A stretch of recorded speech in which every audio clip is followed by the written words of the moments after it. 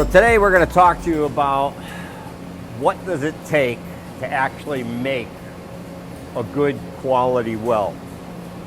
So to start with, you have to know that your piece of equipment is in good working order. So it means that it's been well maintained. And by that, I mean, take a look at your jaw dies on your machine. If your jaw dies looks like either one of these, you're not in a good spot. So this jaw here has been used well outside of its usable life.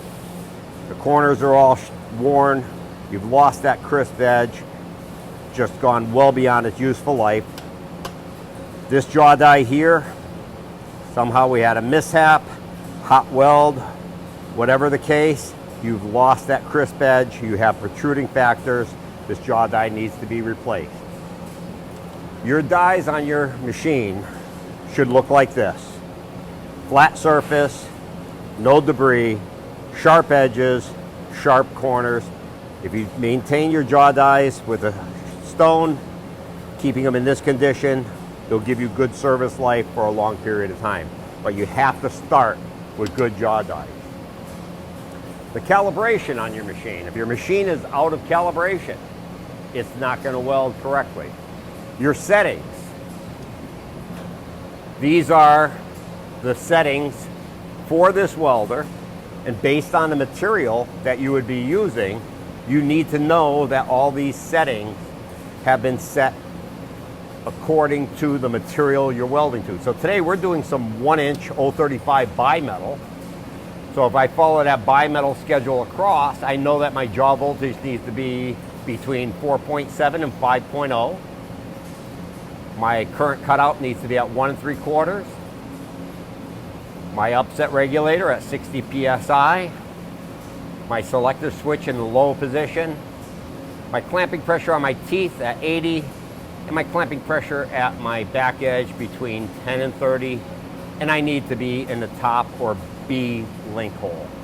If I know that all these settings are correct and my machine is calibrated and my jaw dies are in good order, I should feel confident that my outcome will be a positive weld.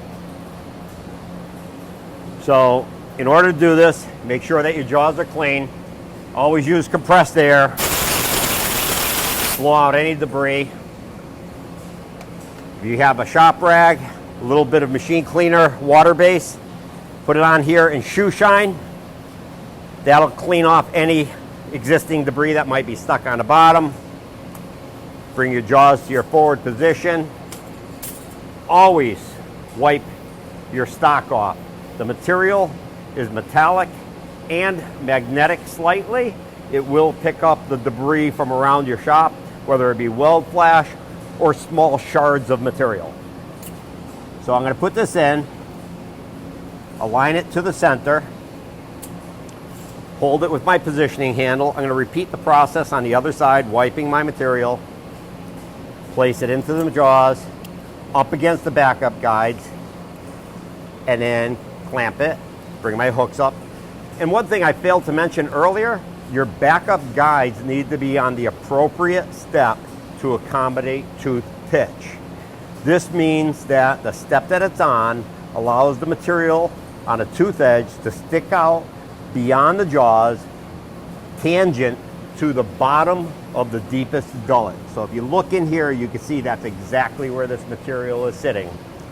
Tangent to the deepest gullet in the band. That's the appropriate backup block to be on. Okay? Now with these handles in place, my hooks in place, I can clamp my material. I can start my weld.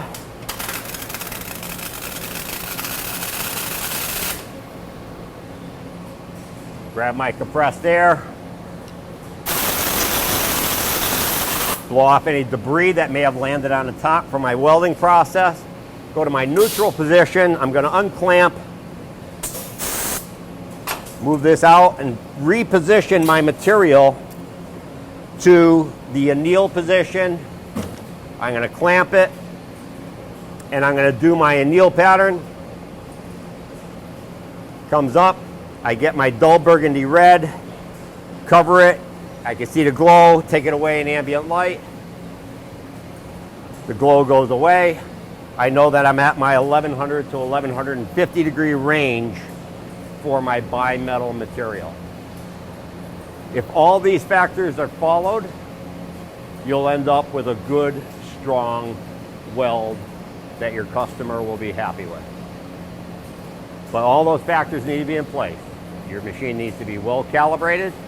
Your jaw dies need to be in the appropriate condition, being flat, crisp, sharp edges, and your settings need to be set for the material you're welding. And that'll yield you with a good outcome.